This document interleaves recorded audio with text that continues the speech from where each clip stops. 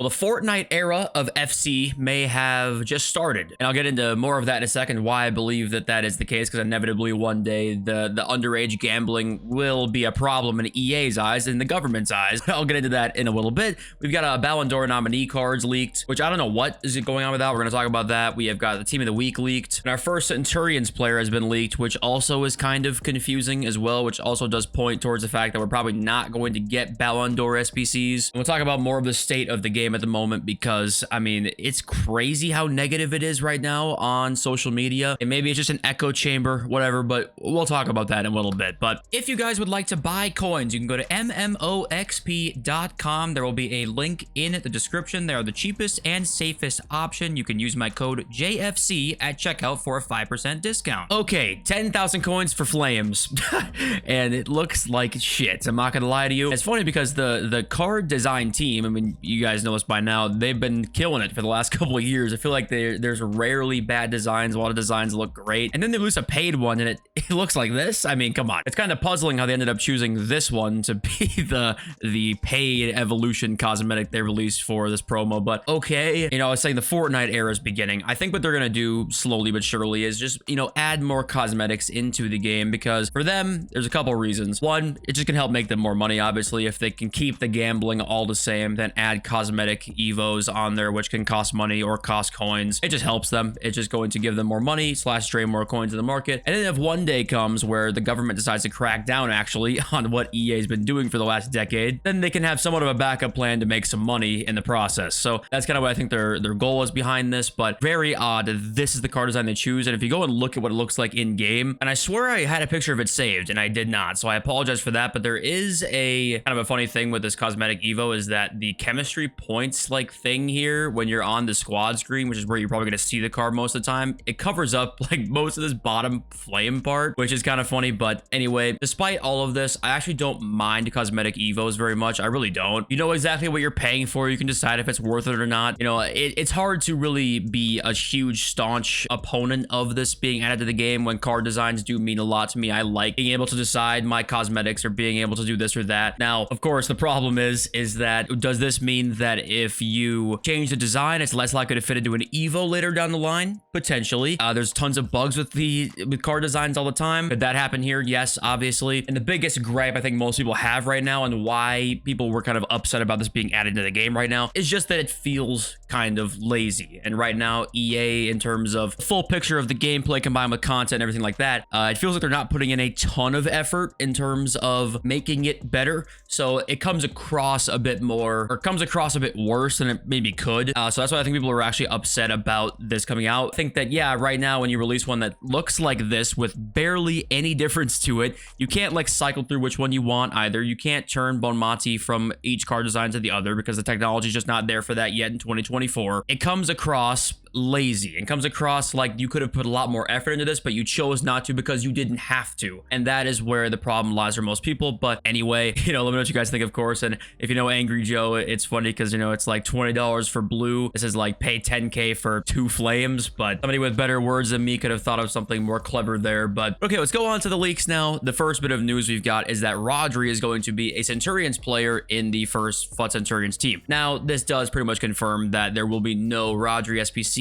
therefore no Bon Mati SPC as well. And we'll tie this news into the pack news that we got, which is that there's a Ballon d'Or nominee pack. Includes 5 rare gold player items rated 85 or higher, with 1 guaranteed to be a Ballon d'Or nominee. That kind of comes across like it's going to be a promo, like a promo card, but also Ballon d'Or nominees, but then you wouldn't have the Ballon d'Or winners actually have cards because Rodri has a card coming in the promo. Strange, right? So I don't know what exactly this means. Ballon d'Or nominee cards must be coming out, because you might think, what if this pack is just for a select amount of players that were Ballon d'Or nominees, and their gold cards are just the ones that are going to be in this pack, right? 1 is guaranteed to be a Ballon d'Or nominee, just talking about their gold card. The reason we know that's not the case is because we have this card design leaked in the code. This card design does exist, so it has to be some sort of promo team or something like that. We're not sure yet, but none of it really makes a lot of sense when the Ballon d'Or winners themselves aren't going to be in the promo, it seems like. I'm not really sure. And maybe the Rodri Centurion leak is wrong, and he will be in the Ballon Ballon d'Or type promo and they had the promos mixed up, but Sheriff usually is right about this stuff, so I would doubt that. It doesn't really make a lot of sense at the moment. So then there's a nominees pack, an 85 plus Road to the Knockout or Total Rush player is the other pack leak, and 100 times player pack as well. But wanted to mention this quickly just because of the fact that the Ballon d'Or content is coming out. We just have no idea what it could be or why. And FIFA Trading Romania does say loan cards here with the yawn emoji on the Ballon d'Or nominee cards. I guess he thinks they're loan cards, but then again, that's weird too, because would a promo just come out to just be loan cards, or a card type just be loan cards? This tweet here indicates that it's not going to be very exciting. I don't know. I couldn't tell you what's going on. And now on to Team of the Week 8 leaks. We do have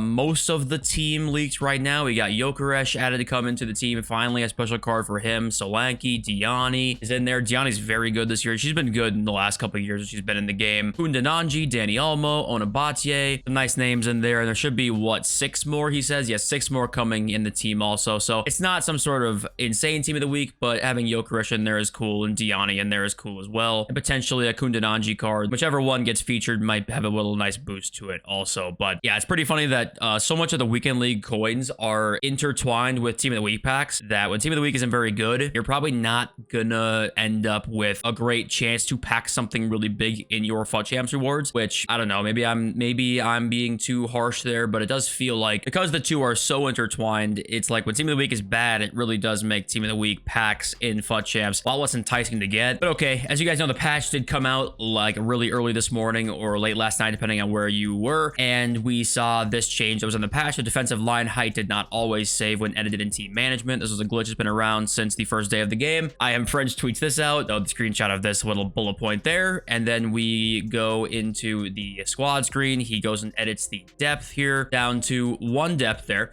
ends up saving it, and it does actually save in the squad menu, which is, I guess that's a step in the right direction, right? He goes back into the squad, and the 1 depth is still there, except he goes in the game and goes to tactics, edit tactic, goes down, and a depth of 25. I mean, guys, this is why I said on my second channel earlier today, shameless plug, that you can't go on Twitter proclaiming we're so proud of the product we shipped and give us this bullshit, guys. I'm sorry. None of us believe any of your PR talk at this point. I mean, we haven't for years, and if anybody does by now, you're just a dumbass. But these patches, I'm sorry, rarely mean shit. They rarely do. Sometimes they make a huge difference out of nowhere, and sometimes they just do absolutely nothing. And I was seeing this tweet too. When it comes to a new patch, like SAF Cal here, who I always see on Twitter, seems like a really good dude. Obviously, he's very popular.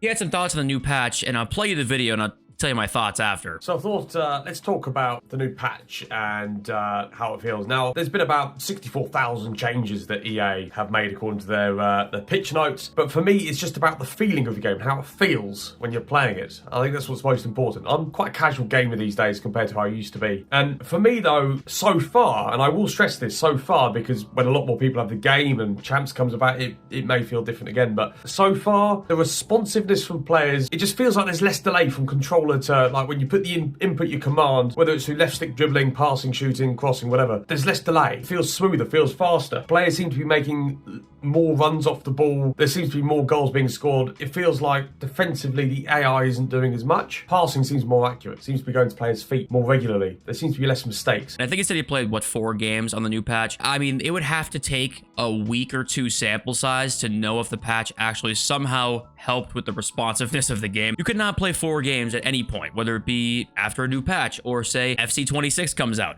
Your first 5 games you play, there's no delay. You can't judge a game based on that. We know how much things can swing. You can play a full weekend league with the game felt pretty good. Next weekend, it feels awful again. You cannot judge on only 4 games post-patch. I know it's because the patch just came out, you're more inclined to be like, hey, you know, correlation seems to be there more than it usually would. I just don't buy it myself. So a reminder that if you play a couple games on a new patch and it feels better, I'm not saying you're wrong at all. It might have felt way better, but we can't sit here and give them huge praise immediately when we know how quickly the gameplay can change. It's inconsistent. There's a reason you feel good sometimes, other times you don't. You'll get 4 games once in a while where you do feel good gameplay. So we just cannot ignore the problem of, this is kind of, to me, I would, to tweet something out like this, I would have to give it a week, or I'd have to play 50 games and be like, yeah, this does feel better after 50 games 4 games and 2 hours after the patch, there's just no way you can make a conclusion with this gameplay. And also take a look at this image, guys. 8 defenders in this space is crazy. In this tiny little rectangle, there are 8 defenders inside that. I'm sorry. I don't know what EA's deal is with this defensive fetish. Like, I don't know what they're doing with this. I could be just blowing smoke up my own ass, and maybe the casuals really like the fact that it's very defensive. It helps them a lot, and I'm in an echo chamber where I am around people who just want it to be more attacking and stuff. But my God, how does anybody find this shit fun?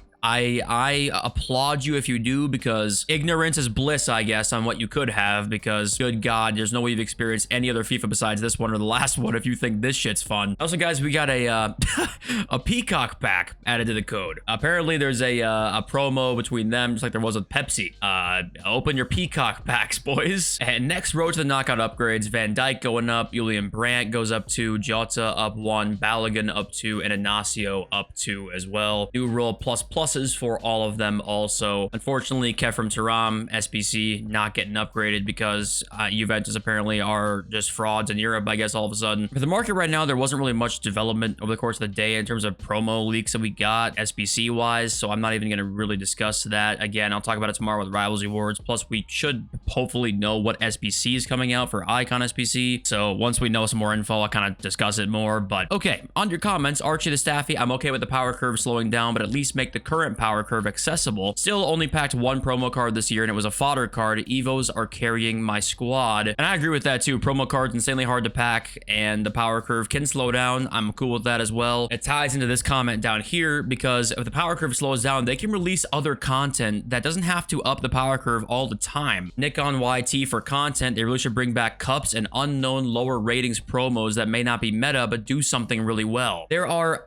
an unlimited number of ideas that they could do with promos and game modes and engaging content that does not increase your team's like stats. There's so many things that they could do with that, but I just don't think I don't know if they don't know how, or if they just don't want to, because they want everything to be constantly revolved around upgrading your team, because then you're more inclined to go to the store. I'd probably believe the latter there. But friendlies was supposed to be the game mode where we were gonna like test shit out and have it be a more casual experience. I talked about how there was a lack of casual experiences, so they brought Rush in, which is open matchmaking, and then they brought live friendlies in, and they've done almost nothing with friendlies so far at all. They've added, a couple different friendlies to give some packs here and there. No repeatable anything. You can't like repeatably hop in and get rewards. There's none of that, because the EA have to dictate every possible thing you get, because they're scared fucking shitless you're gonna grind the game and get something too good without spending money on the game. Sorry if I just talked too fast there, but Amir says, not sure why it took me this long, but congrats on the life events, proposal, move, channel growth, etc. Signing this with a JFC stamp of approval, ass emoji, and thank you. I got a couple comments saying like, hey, congrats on everything going on right now, and your guys' kind words, I mean, they mean everything to me, and also just talking to you guys is by far my favorite part of this YouTube stuff. I'm obviously forever in debt to every single one of you. And then the El Jefe, I think is how you say the name. It's so funny you talk about them adding new game modes instead of promos and content like it's an absolute pipe dream, which it is. And this is something that I will die on this hill. I will absolutely die on this hill, and I could be faded. I always say I could be absolutely faded, but if they added different game modes, all of the shit that's going on right now would actually be somewhat more tolerable. I'm telling you right now, if they didn't have this awful, horrendously terrible, godforsaken trash mix of game modes that they've got right now, things would be a lot more bearable. Would the game still be a laughing stock? Yes. Okay, it wouldn't fix everything magically, but I tell you what, there would be some real improvements here if we had repeatable game modes, ways to grind rewards through gameplay and just do shit that is casual. And also you can make competitive stuff in there too, of a casual mode, a competitive mode. I could go into detail more, but I won't bother. EA won't do it because they absolutely have to get you to spend money on the game at all times, have you feel like, oh my God, I have to win this. I have to win this. If I just had a little bit better of a card, then man, I'd be able to get that extra couple wins in weekend league and get those better rewards. And then that feeds the addiction more, feeds everything, and it just helps EA in every stretch of the imagination. But yeah, anyway, hey, thank you for watching. I appreciate you all. I love you all. See you soon. Peace.